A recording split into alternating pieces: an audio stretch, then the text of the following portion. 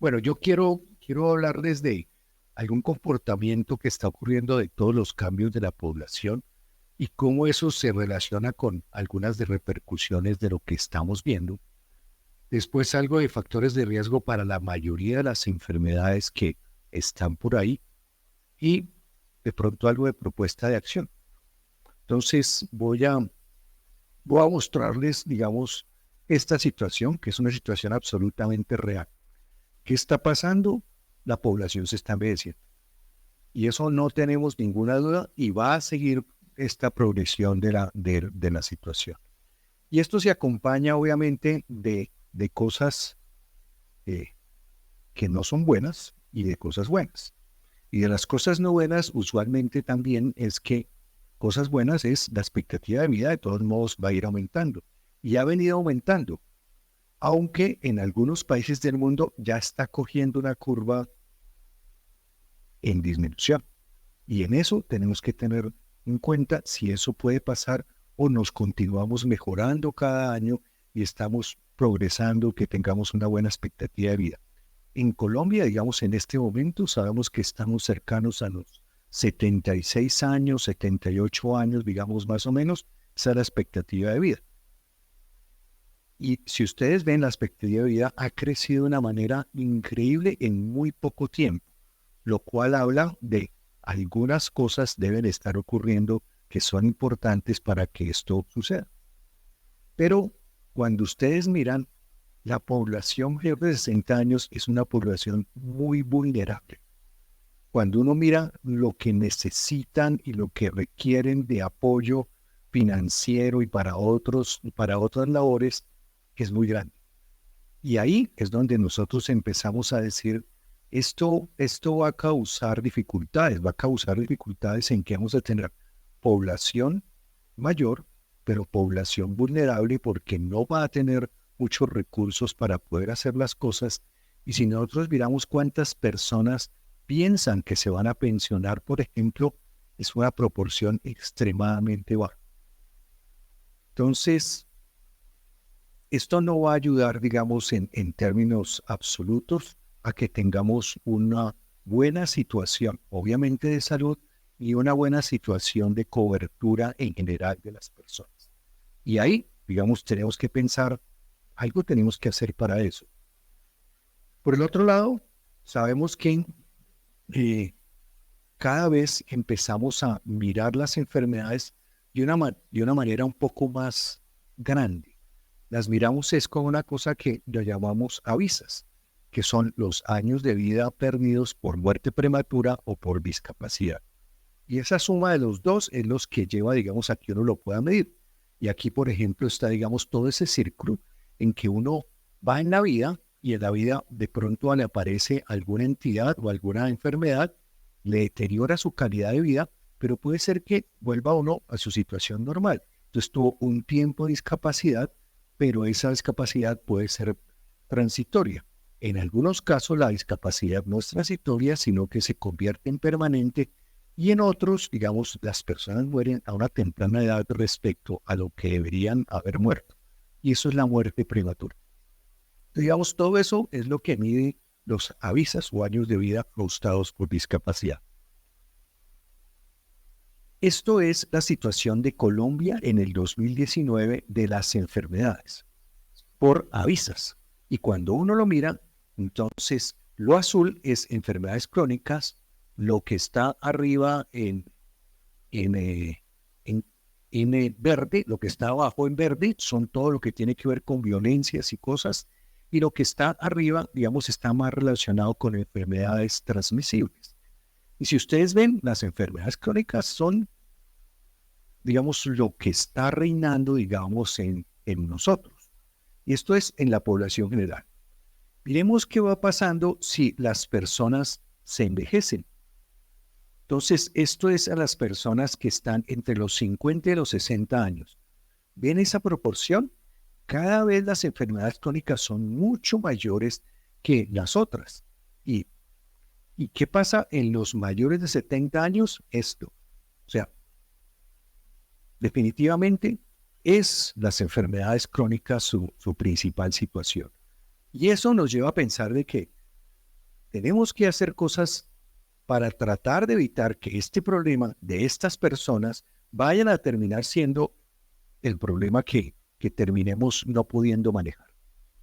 Y si vemos lo que ha cambiado, digamos, las enfermedades en el tiempo, podemos ver que la mayoría de las casi 6 u 8 primeras causas desde 1990 hasta el 2020 han sido más o menos las mismas.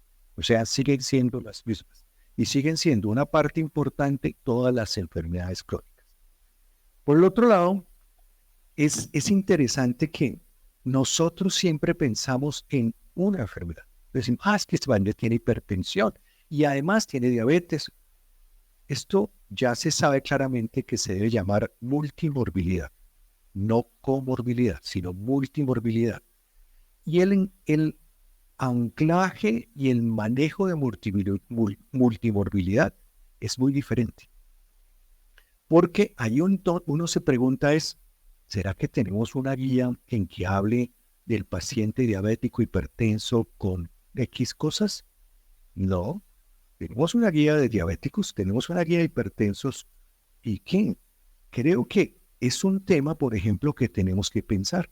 De pronto vamos a tener que principiar a construir guías conjuntas y olvidarnos de hablar de diabetes, olvidarnos de hablar de hipertensión, sino de estos pacientes multimórbidos, ¿qué pasa?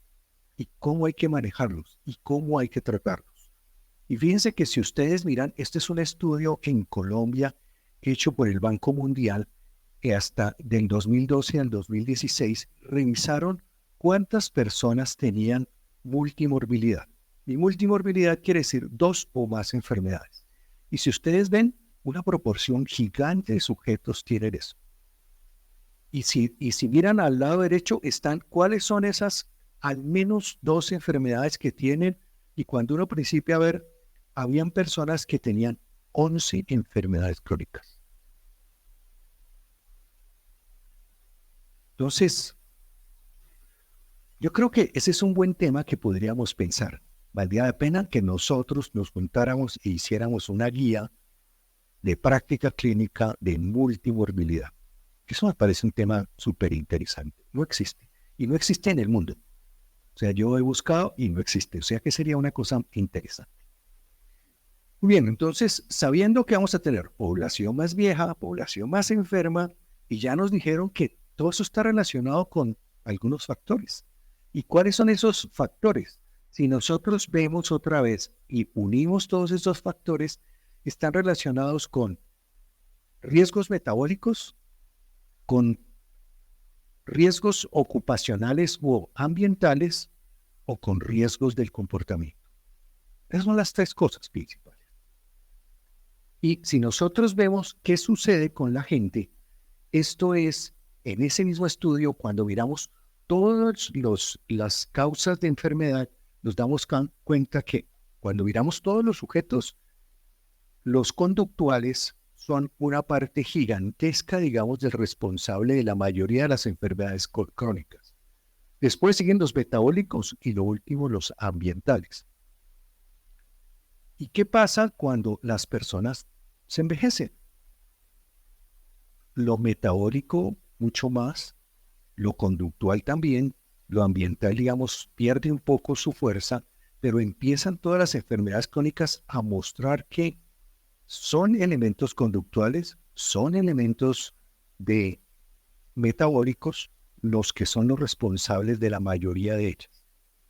Entonces, si nosotros hiciéramos trabajos sobre eso, sobre elementos conductuales, sobre elementos principalmente metabólicos, vamos a tener una acción extremadamente buena sobre la mayoría de las cosas.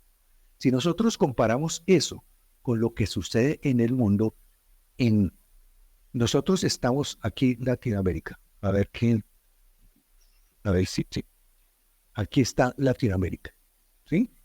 Y esto es el total de años de vida perdidos, o sea, de avisas, y aquí de hombres y mujeres. Y si nosotros vemos lo verde oscuro corresponde a lo metabólico Y lo verde más clarito aquí corresponde a lo ambiental y lo otro a del comportamiento. Entonces, si ustedes se dan cuenta, definitivamente esos son los dos elementos principales que deberíamos trabajar en todo. Recomendaciones que ya ustedes saben, los clásicos, ¿sí?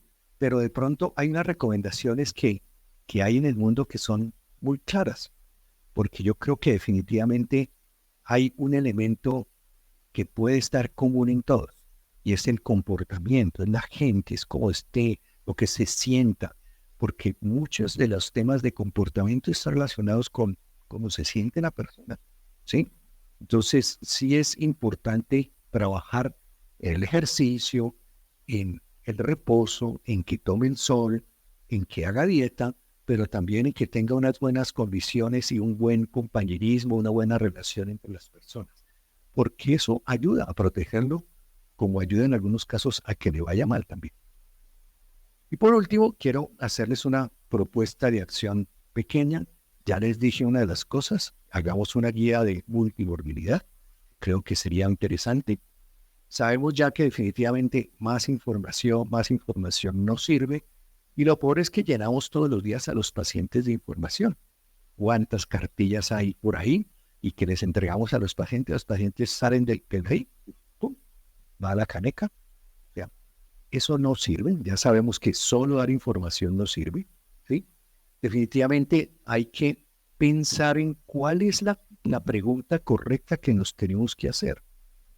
Porque muchas veces lo que terminamos haciendo es haciendo una cantidad de acciones sin que nos hayamos preguntado bien qué es lo que debemos hacer con las personas. Y de pronto lo que por aquí dijeron desde el principio es, necesitamos averiguar mucho más de la gente lo que realmente quiere y lo que realmente necesita. Y de esa manera poder tomar las decisiones de qué hacer. Porque terminamos ofreciéndole el menú a las personas y lo que pasa es que el menú para esa persona no es, o esa no es lo que quiere, o eso no es lo que le gusta, ¿sí? O eso es lo que puede hacer, etcétera. Entonces vale la pena que lo tengamos en mente. Yo recuerdo de un profesor que le decía a las personas pobres, tú tienes que dejar de comer más carne y comer más salmón. Y la gente decía, lo miraba, no decían nada, pero pues obviamente eso es una cosa que uno no puede hacer ese tipo de recomendaciones si no está pensando en qué es lo que necesita cada persona. Acordémonos además que las acciones no son sobre un individuo nomás. Un individuo ayuda, pero tenemos que hacer muchas más acciones también que sean poblacionales, colectivas, para poder lograr, digamos, ese tipo de cambios. Y fíjense que cuando hacemos intervenciones colectivas, ganamos en salud. Cuando hacemos planes individuales, reducimos la carga de enfermedad de esa persona y obviamente sumado puede ser el de varias personas. Pero tenemos que trabajar muy en conjunto entre lo poblacional y lo individual. Y siempre es importante tener un elemento dentro de ese trabajo con la gente, y es la empatía. Lo dijeron muy bien, es que si uno no es empático con la persona, si lo que llega es bull y lo regañan, ahí la gente dice, "Ay, yo no vuelvo allá y no quiero, y ya sé que voy a llegar allá y me van a regañar y no más". Entonces, eso no sirve, ¿sí? Entonces, siempre necesitamos mirar mucho, digamos, esa relación. Y siempre las personas hay que venderles que ellos pueden ser una mejor opción, ellos pueden tener una mejor vida, que ellos pueden tener una mejor forma de ser ellos, ¿sí? Y con eso, en algunas oportunidades se motivan en hacer algunos cambios. Y lo que dijeron, los cambios no deben ser, es que mañana tienes que haber bajado 3 kilos.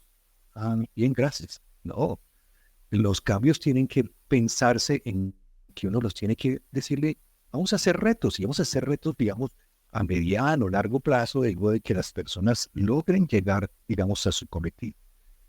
Hay un tema que a mí siempre me preocupa y es, en los colegios no hacemos nada con respecto a este tema de educación en hábitos de vida. Y terminamos encerrando, digamos, a los alumnos en una cantidad de elementos que para mí tienen mucho que desear.